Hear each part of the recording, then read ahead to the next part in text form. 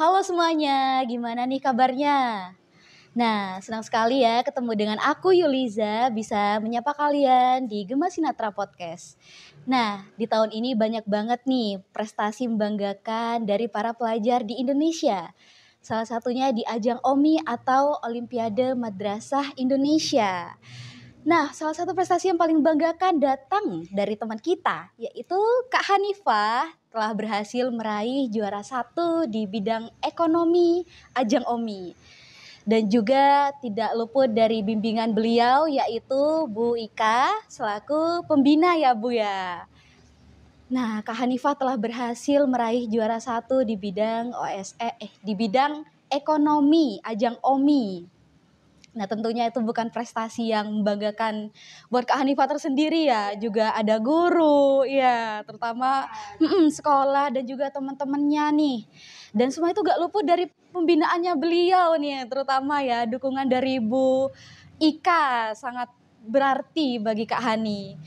Nah, kalian penasaran gak sih gimana perjuangannya mereka bisa sampai di titik ini nih? Oke, langsung aja kita sambut ya.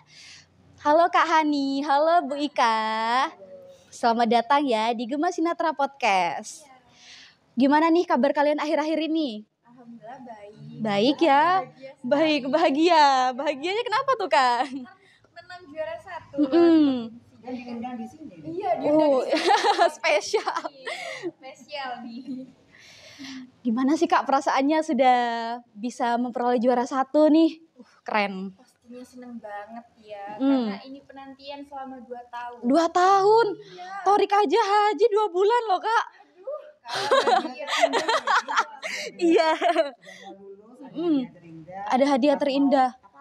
Iya, Oh. tahun tepat sekali pengumumannya dengan Tepat di hari ulang tahunnya.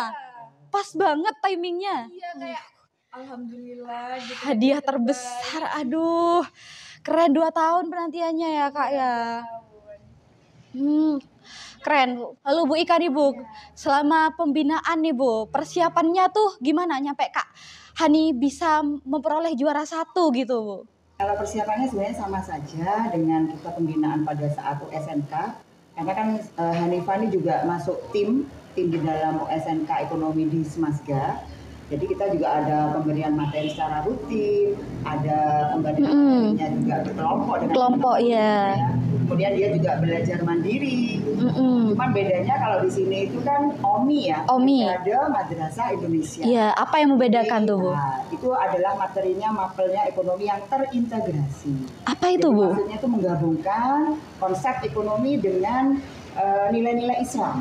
Jadi situ materinya itu mapel ekonomi itu ada menggabungkan dengan ayat-ayat Al-Qur'an, kemudian dengan hadis. Nah, jadi keren. Memang mapel ekonominya itu tidak hanya mempelajari secara umum, namun di situ ada nanti misalkan materi konsep ilmu ekonomi itu nanti mengandung ayat Al-Qur'an di surat apa misalkan seperti itu.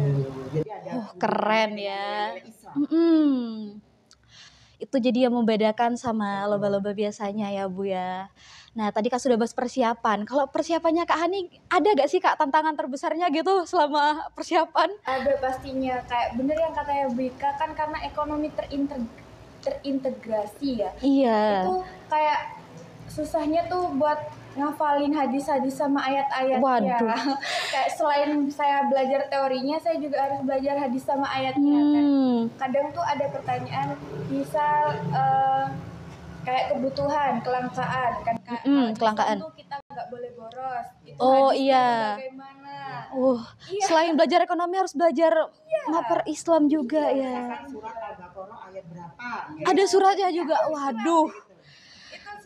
Tidak sama teori ini gitu. Terus selain itu kan saya sendiri sudah kelas 12 ya sekarang. Iya. Terus ada lagi TKA. Aduh. Bulan depan. Jadi harus padet banget jadwalnya ya. Harus belajar TKA, belajar OMI sama belum lagi kalau ada ulangan-ulangan. Terus bagi waktunya gimana tuh Kak? Padet banget.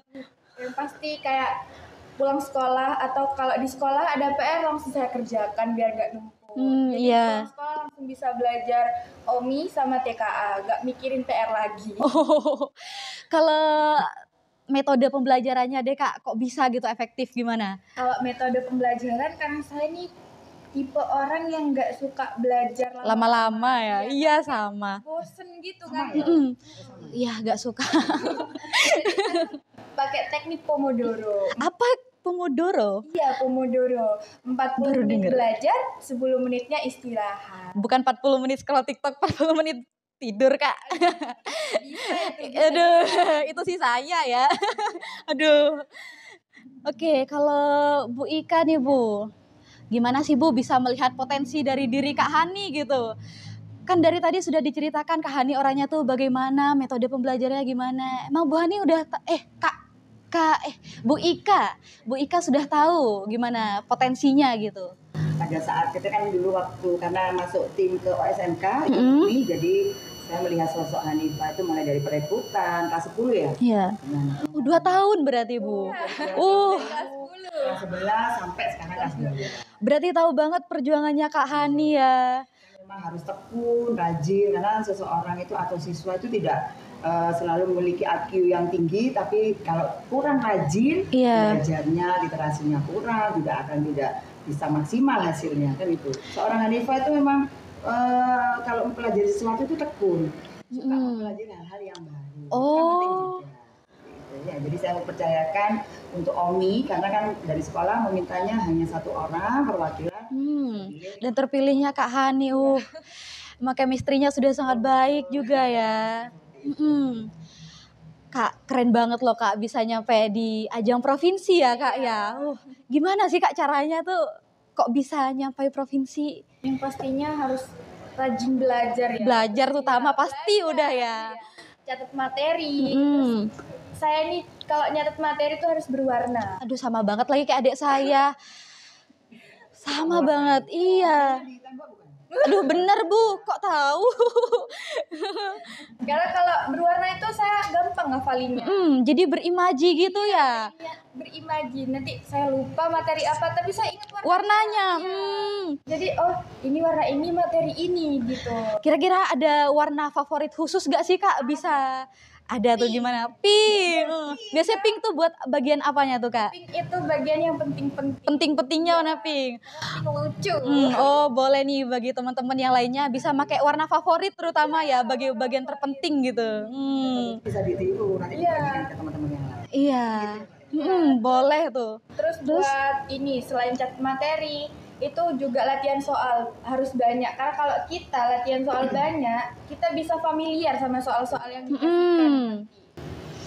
Latihan soalnya tidak hanya yang hari ini, mungkin tahun kemarin bisa diulang lagi, karena kan kalau tipe soal di dalam Olimpiade saya percaya ada soal-soal yang sudah pernah dipelajari, iya.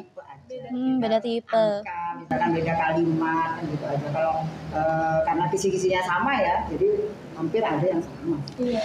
Oh, terus tadi kan ini kan Omi ya Kak ya. Tadi ada percampuran dengan hadis dan juga ayat.